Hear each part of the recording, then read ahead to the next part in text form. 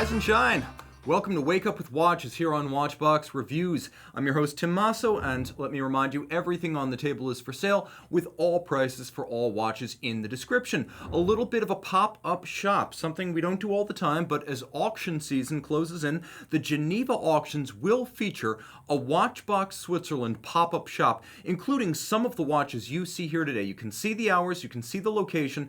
Iceberg, adjacent to the Four Seasons or Hôtel de Berg in Geneva. Let me remind you that Watchbox Switzerland is available in the interim to answer all of your questions about availability of pieces to be shown, location, and hours. Now let's get started with a few of the highlights for the week. Some incredible stuff on the table today. Let's start with a watch that was probably the most exciting single release of 2017. This is Zenith Dayfi El Primero 21. Now you can see the classic Dayfi case from the 70s comes back, but 44mm in grade 5 titanium, 2 power reserves, one for the chronograph, one for the watch.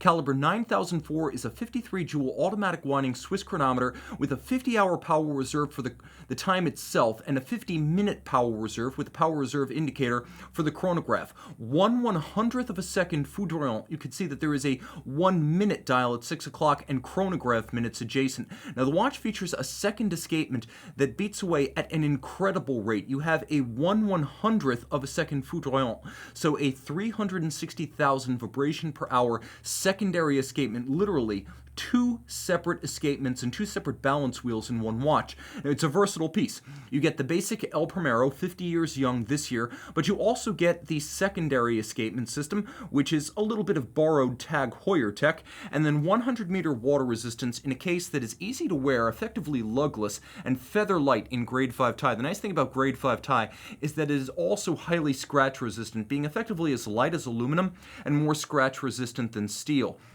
The timepiece features an extravagant open dial that allows you to see both of the watch's heartbeats concurrently. The manual wind chronograph power reserve, again with a power reserve indicator, the watch able to automatically wind its civil time display. Now let's talk a little bit about a timepiece that represents an entirely different conception of civil time. I thought maybe I would save this one for the end, but when something is this good, it can't wait. This is the extraordinary Ulysse Nardin Astrolabium Galileo Galilei, a late 1980s release and one of the first works by Ludwig Oxlin at Ulysse Nardin.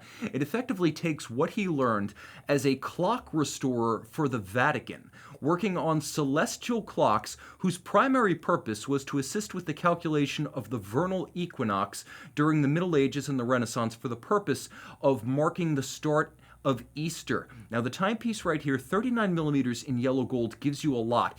It gives you the zodiac, it gives you the months, it gives you the azimuth and elevation of the sun and the moon relative to the planisphere.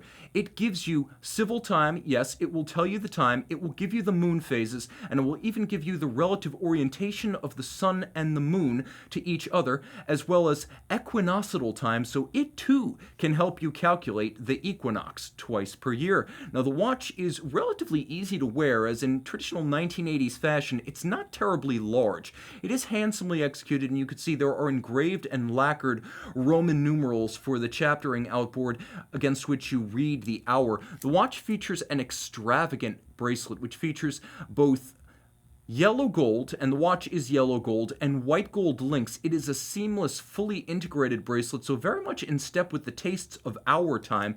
You could see it is the Galileo Galilei. There were also the Copernicus and the Johann Kepler planetarium and tellurium.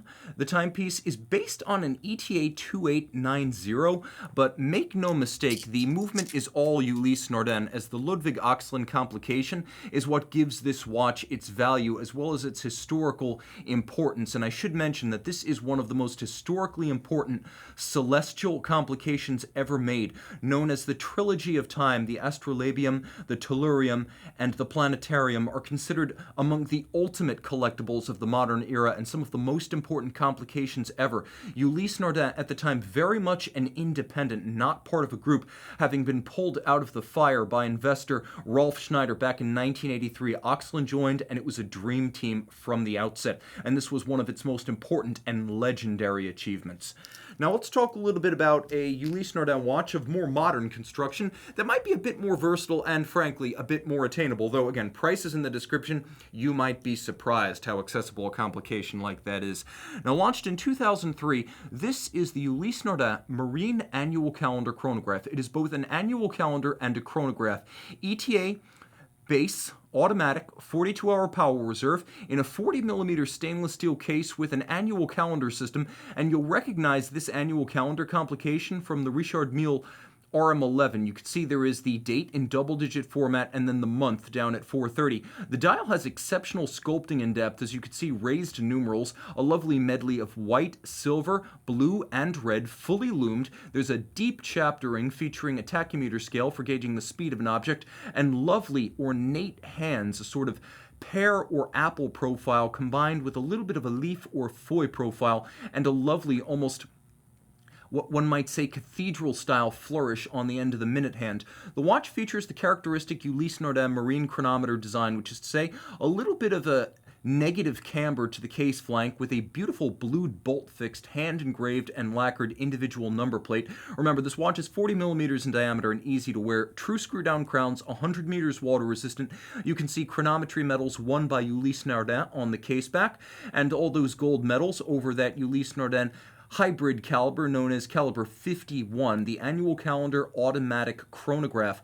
The timepiece on the wrist wears easily. As you can see, the lugs are relatively short and stubby, so there's plenty of clearance on both sides. If you enjoy a smaller watch with a large face, this watch gives you both. It is a truly all-the-time watch, fully loomed automatic winding, a chronograph, and an annual calendar in a size anyone can enjoy. I adore this piece, and I love the attention to detail. If you look at the case back, get really close, you can see that individual blued screws were used to fix the case back in place. There's a lovely engraving for the individual metals, as well as a concentric circular graining on the case back. This is a beautiful timepiece and a superb buy in complications. Again, price is in the description. I think you're going to be surprised. Now let's talk a little bit about a watch that was supposed to get play on my last episode. Some of you astute viewers with eagle eyes noticed that I missed this Day-Date II. The 218206 in platinum, a watch that originally cost over $50,000. It was part of a model series, the Day-Date II, that was made from 2008 through 2014, and given a choice between a Day-Date II and a Day-Date 40, I would go for the prior, as it is a singular watch with a unique movement never used in any other Rolex product, and an enormous presence on the wrist, far larger in practice than the Day-Date 40. You get that much more platinum with the extravagant Rolex Glacier Blue dial featuring both a sort of gadroon-style stamped guilloche pattern outboard in concentric azurage form, and a sunburst at center with blued white gold Roman numerals and blued white gold hands. The timepiece, of course, with the day and the date double quick set, 100 meters water resistant. The timepiece, easy to wear in spite of its size, but make no mistake, we're talking a near Panerai Luminor 44, like 53mm across the wrist, solid end link to end link. So while the 41mm size is wearable and the 12mm size is exquisitely slim, it is broad with a planted and substantial stance.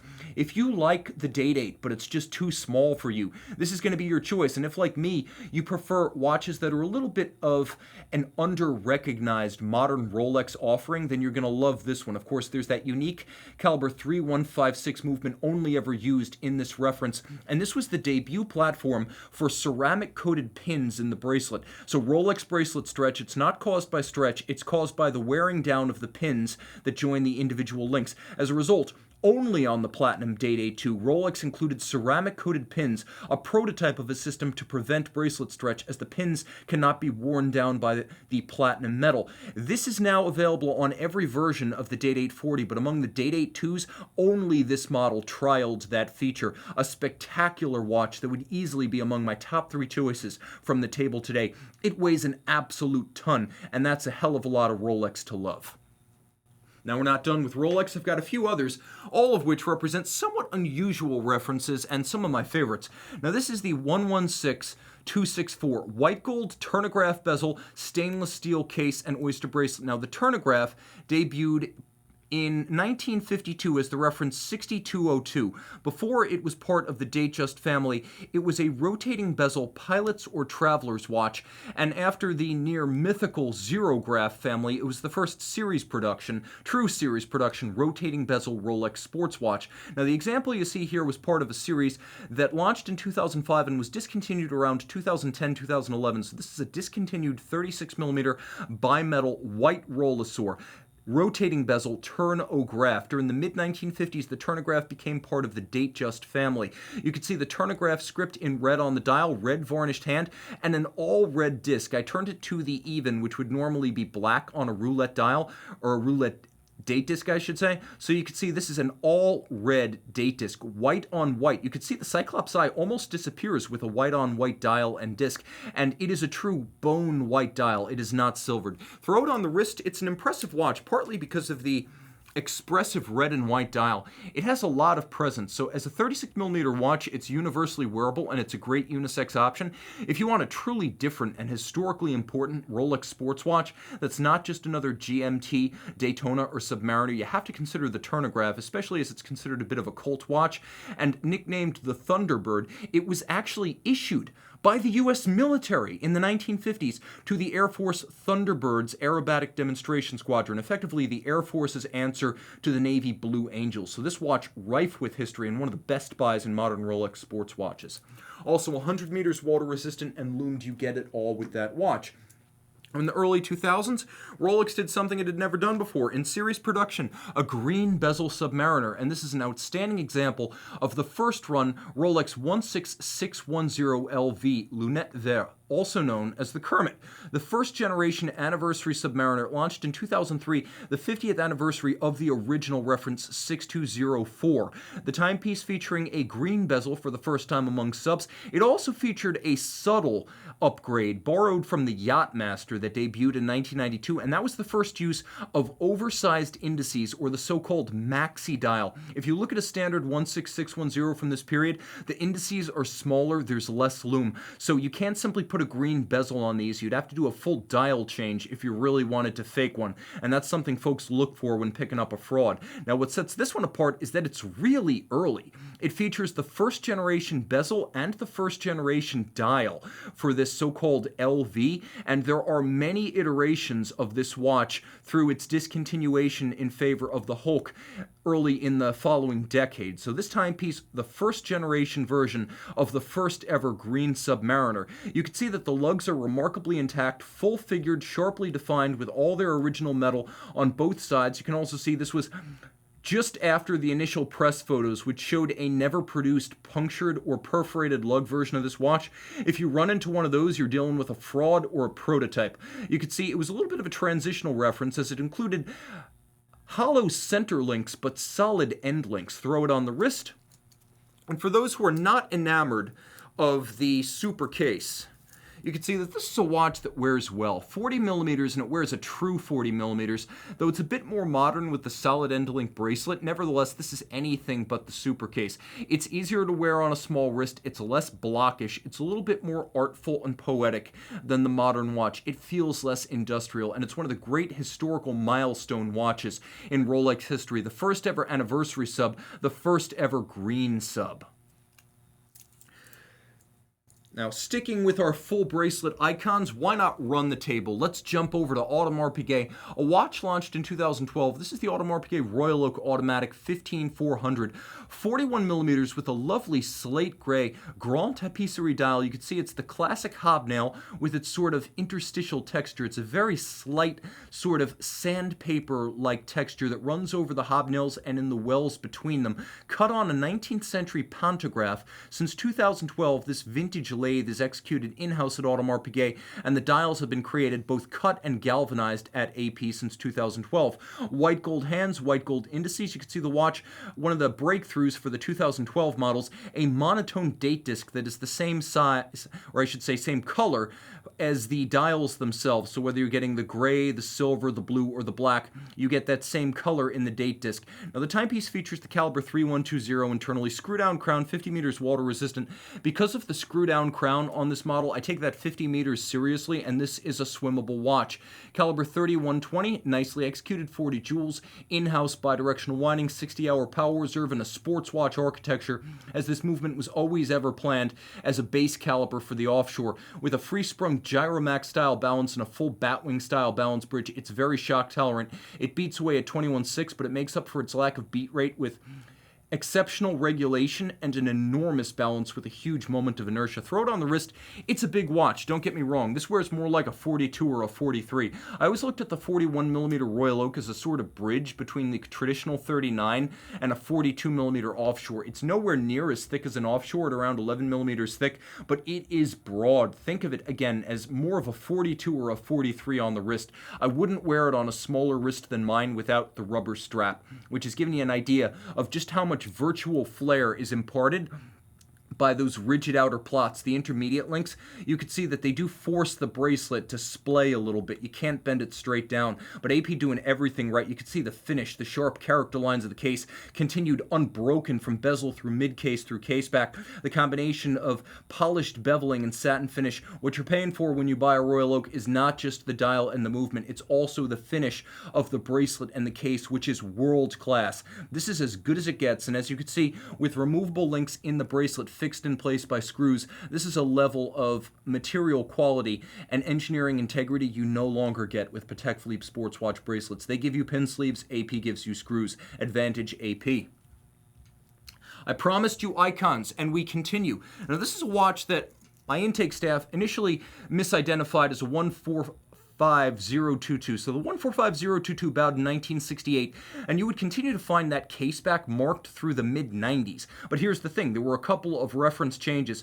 Around 1981, the 0022 arrived, and then in 1988, although the caseback still stamped 145022, now we have the reference 359050, and that model continued through the late 1990s. What you see right here is a lovely tritium dial, early 90s example. Now I know this because it features the yellow-coated caliber 861. The yellow, gold, or gilt-coated movements were a brief window in the early 90s when you had both the yellow coating on the movement and, as this watch has, the 17 jewel version of the caliber 861. So this is both a yellow gilt movement, which was discontinued for silver rhodium after 1995, and a 17 jewel arrangement, which likewise was phased out shortly after, I want to say, 1992. So early 1990s, this watch, with the combination of the yellow gilt from the early 90s and the 17 jewel movement from the first half of the 1990s before 1992.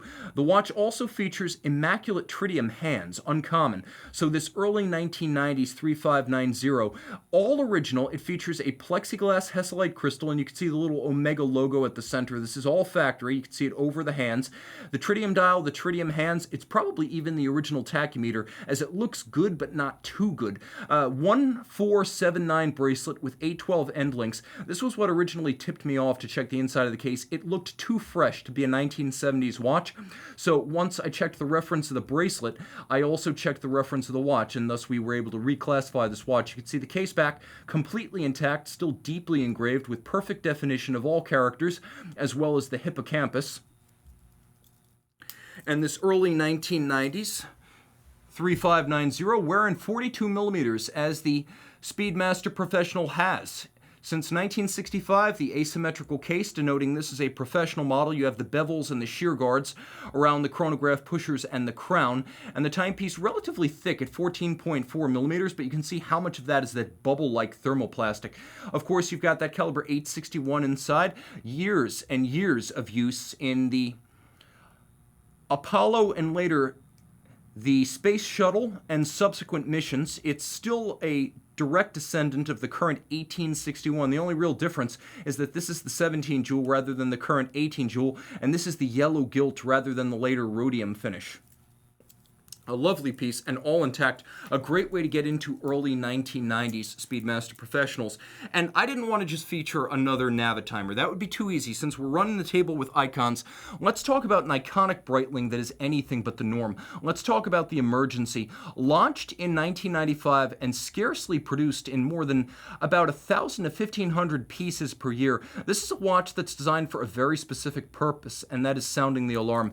The transponder, which projects a 121 megahertz rescue frequency signal out to 160 kilometers, is actually built by Dassault in France. So that's an aerospace contractor that builds the Emergency module. Now, this little appurtenance on the flank contains a spring-style antenna that, once revealed, will allow you to start the signal that broadcasts for 48 hours. Now, it's true, 406 megahertz is the new international rescue frequency, but 121.5 is still widely monitored.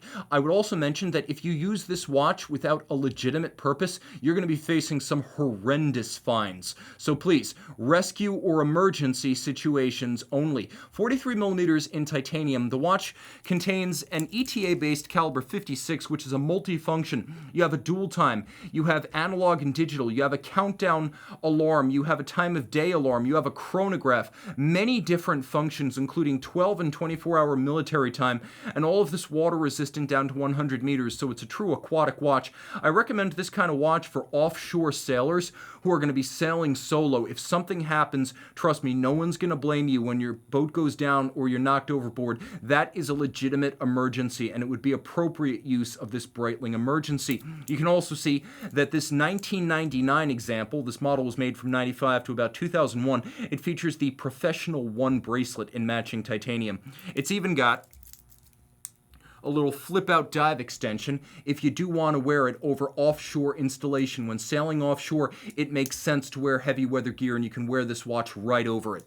Now, jump into watches that are perhaps a little more refined. Let's talk about a Vacheron that caught my eye and captured my heart. This is the Vacheron Constantin Toledo 1952. It's based on the historic JLC triple calendar powered 4764. So the original 4764 was a triple calendar with a JLC base movement modified by Vacheron, and so it is here. A JLC caliber 891 doing business as the Vacheron Constantin 1125 in a white gold case nicknamed Cioccolatone by Italians after the roughly square-shaped dessert chocolate that this case resembles. It is an incredibly fluid form. As you can see, it's roughly wasp-waisted and pinched at its center. It bows inward even as it melts away with a lovely staggered fluid form on its edge. You can also see that this sapphire bends in every direction, side to side, end to end, and even corner to corner. It is the most dramatically cambered sapphire I've ever encountered.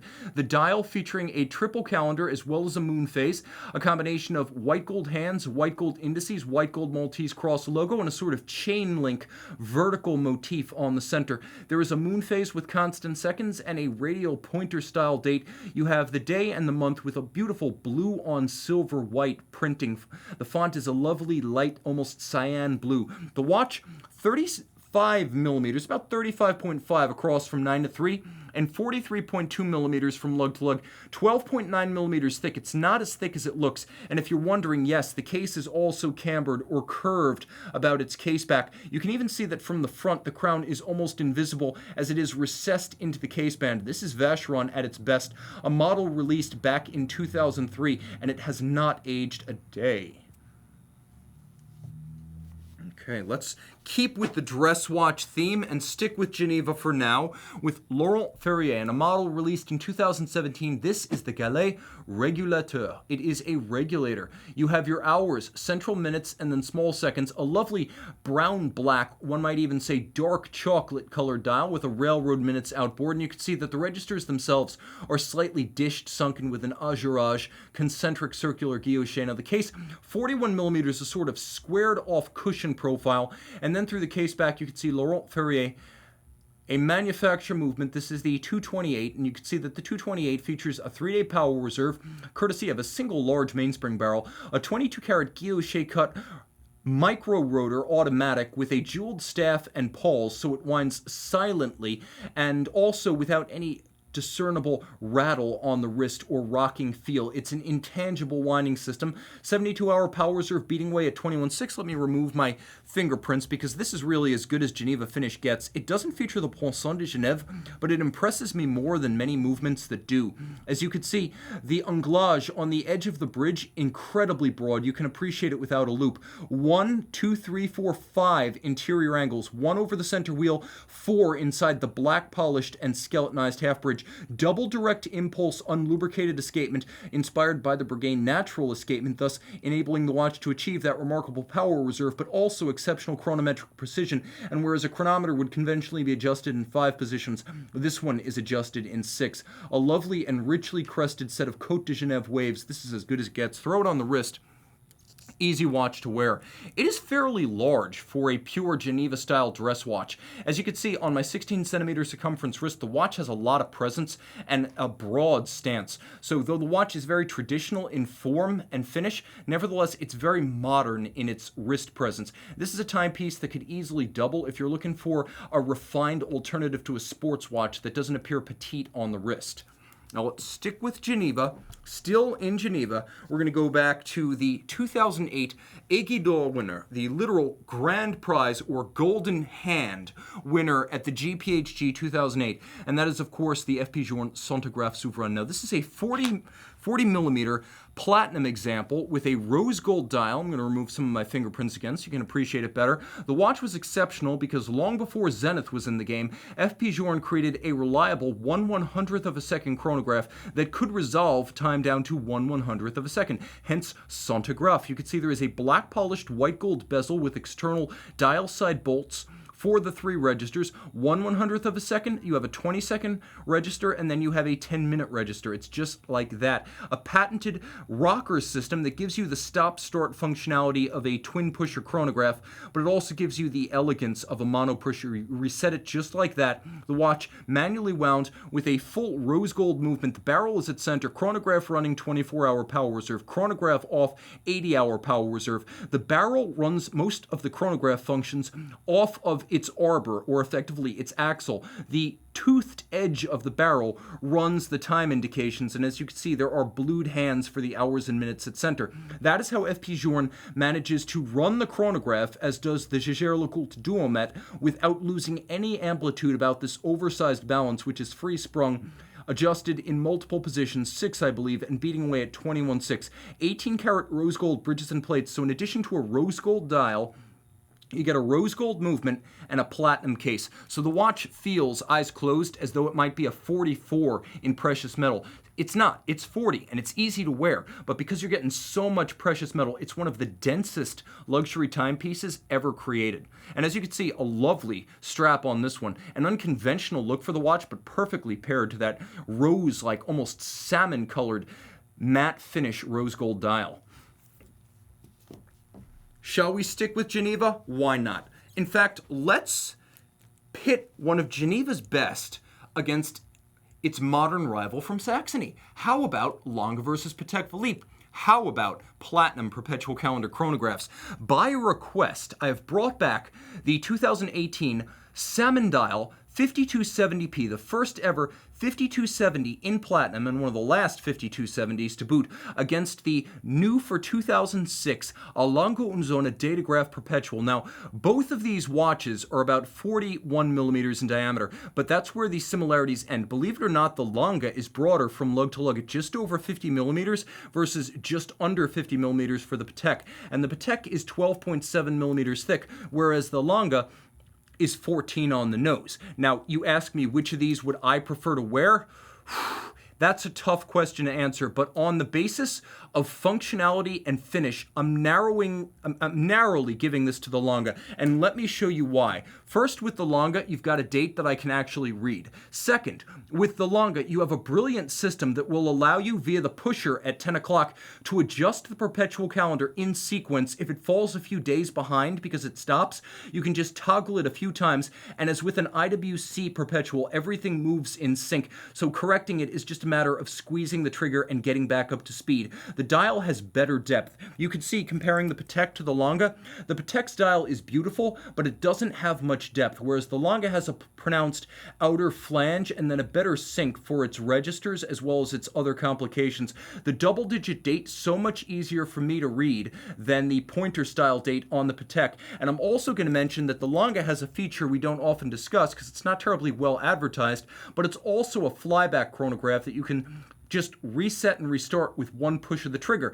The dial is sterling silver. The moon phase disc is solid gold. And of course the case all in platinum. Turn them over, and I have to say, Patek acquits itself well, blowing the Lange's power reserve out of the water. The Patek is 65 hours. The Lange is 36. The Patek beats away at 28.8. The Lange 18K, but the Lange has a huge balance to make up for it. At the end of the day, I find all else equal, the Lange is less technically sophisticated as a chronograph, but it is more beautiful as a luxury timepiece. On the reverse side, Patek Philippe certainly claims the modern engineering refinements with its combination of high beat and power reserve, but the Lange, although chunkier and shorter of leg, is the more beautiful watch, and that starts with the lovely honey tone of the bridges and plates, and it continues with the depth of the movement, which is exceptional, the larger amount of black polish, which is preponderant on the movement, and then the freehand engraved half bridge,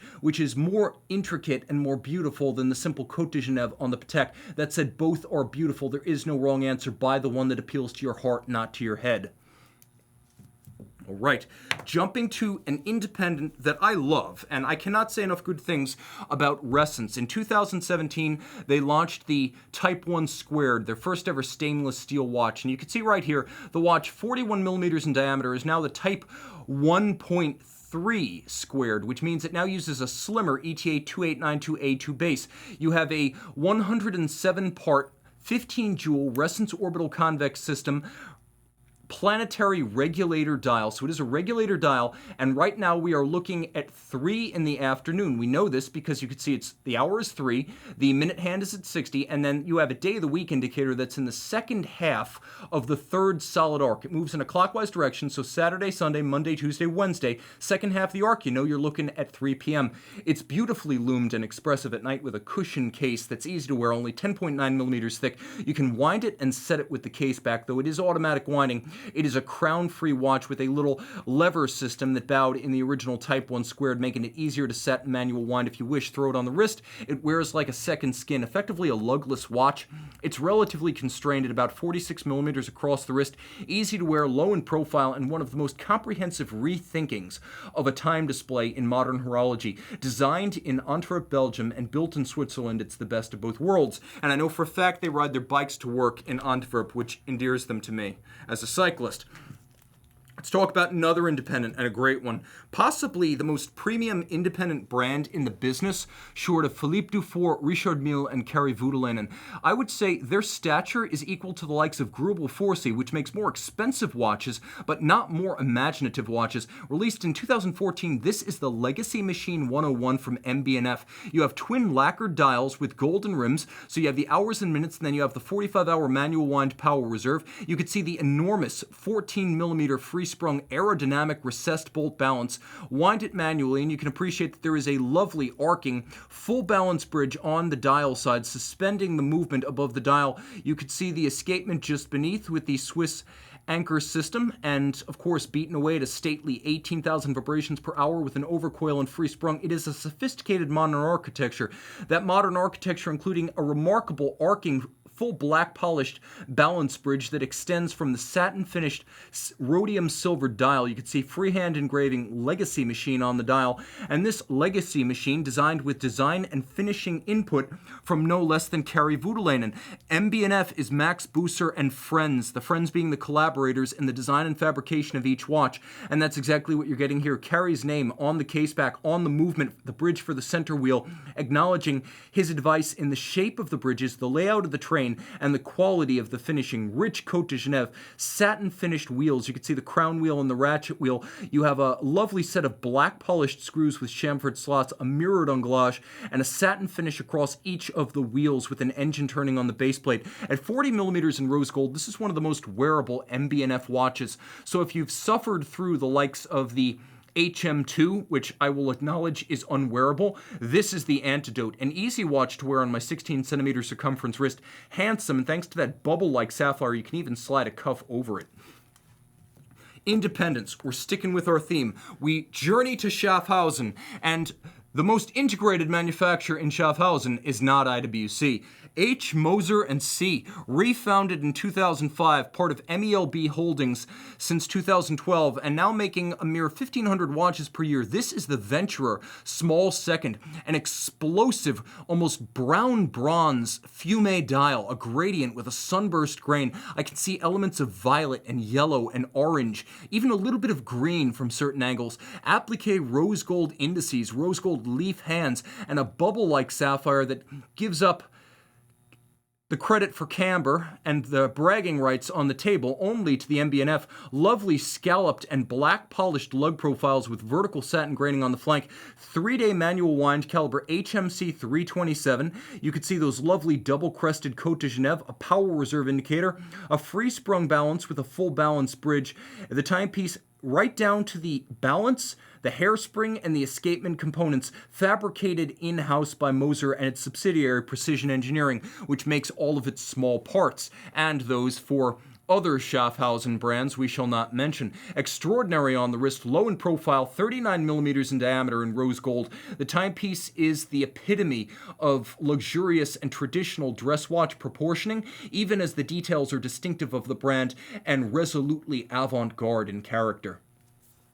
Sticking with our independence, a model launched in 2012 by Arnold Son, which is the brand of the integrated manufacturer La Jouperet, the TBR, the True Beat Retrograde. Retrograde serpentine date indicator, and the watch featuring a deadbeat second. This was the first deadbeat movement constructed entirely in Arnold & Son's new manufacture building. You can see that the retrograde date complication with a nifty quick set lets you play with it, and I know you will want to. The timepiece remarkably dynamic with the center seconds in deadbeat form, 44 millimeters in rose gold with lugs that are designed to be easily wearable, caliber 6008, visible through the case back, automatic winding, 45-hour power reserve constructed entirely in-house, a sensational sunburst format Côte de Soleil, Geneva waves radiating out from the center, a micro perlage on the base plate, satin finishing on the rotor and mass. You can see those fire-annealed blued screws and a beautiful and broad chamfered anglage on every bridge.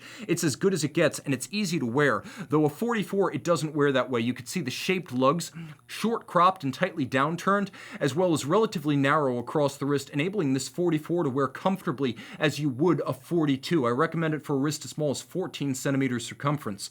Now, continuing our run, we're going to finish with some of the best in the business. Sticking with Schaffhausen, IWC, two examples. One is the reference 3231. Launched in 2008, it is the Vintage Aquatimer. 44 millimeters with internal rotating bezel and manufacturer automatic caliber 8110. It's an homage to the 1967 reference 812, the first Aquatimer, with its super compressor case, automatic IWC manufacturer caliber, and internal rotating bezel. That watch from 67 and this watch from 2008 feature much of the same character and capability. Of course, rare for an Aquatimer, a display case back showcasing the 5-position adjusted 28 jewel 44-hour automatic winding 8110 with a pawl-based winding system inspired by Albert Peloton's original, 120 meters water resistant on a tropic-style embossed rubber strap, and you can see that on both sides. Now, speaking of the reference 3712, made from the 1990s, roughly 1995 through 2004, a split-second version of the all-time best-selling Portugueser chronograph automatic. 40.8 millimeters in rose gold, it's a wearable Portugueser, and with a IWC split-seconds chronograph caliber as designed by Richard Habring before he went to Lange and before he founded Habring, his namesake manufacturer. This is a watch with real horological credentials. Unlike the standard 3714 Portuguese chronograph auto, this is basically an IWC-made movement. movement, as everything from the power source to the train to the regulator to the split seconds mechanism itself was added and modified by IWC and adjusted in-house. Throw it on the wrist, and this beautifully traditional sub 41mm IWC split is wearable on any wrist, graceful and glorious in rose gold. Again, my wrist 16 centimeters circumference. You can see that the lugs are beautifully curved, just as on the Arnold & Son, making for excellent fit. Now, we continue. What should we discuss next? Let me make sure I've got everything before I jump wholeheartedly into what might be the best watch on the table. I got Bell & Ross. I got Bell & Ross and Omega, two different takes on chronographs, and spectacular. Bell & Ross, we're looking at the BRV 94 Bellytanker bronze, a 41mm bronze case. Automatic chronograph, launched for 2019. It builds on the Bellytanker line from 2017, which was an homage to the converted World War II aircraft drop tanks, or range-extending fuel tanks, that were converted into aerodynamic speed record and speed thrill car and motorcycles for use at Daytona Beach and later the Bonneville Salt Flats. 999 pieces, a limited edition with a real ETA 2894 in here, not a Salida. The watch is 100 meters water resistant and gloriously gold in bronze of its dial as well as its case. A lovely alternative to the yellow gold Rolex Oyster Flex Daytona for about a tenth of the price. Pre-owned, this watch is the ultimate buy. Now, Omega. 2018, 1 year ago, they thrill us with a blue ceramic 44.25mm Speedmaster moon phase Aventurine, and oh my god, that's all I can say. You've got a lunette-style date indicator with constant seconds and a quick-set mechanism. You have a Aventurine dial, a quartz mineral with metallic deposits within, creating the image of the sparkling cosmos. You have a monocounter, chronograph minutes and hours. You have a moon phase with a laser-ablated surface to create its texture, and then through the case back, you have a coaxial master chronometer caliber, vertical clutch, column wheel, coaxial master chronometer, 60-hour power reserve, twin mainspring barrels, tri-level coaxial escapement in the 20th anniversary of the arrival of Omega's first coaxial escapement. This is a blockbuster on the wrist, and you must be wondering at this point, what could possibly top this Galactico on the table? Well, it's another chronograph, but one unlike any I've showcased before. The first time we've had this watch, the first manufacture, manual wind, column wheel, post-quartz crisis chronograph caliber. It was not the 1999 Datograph.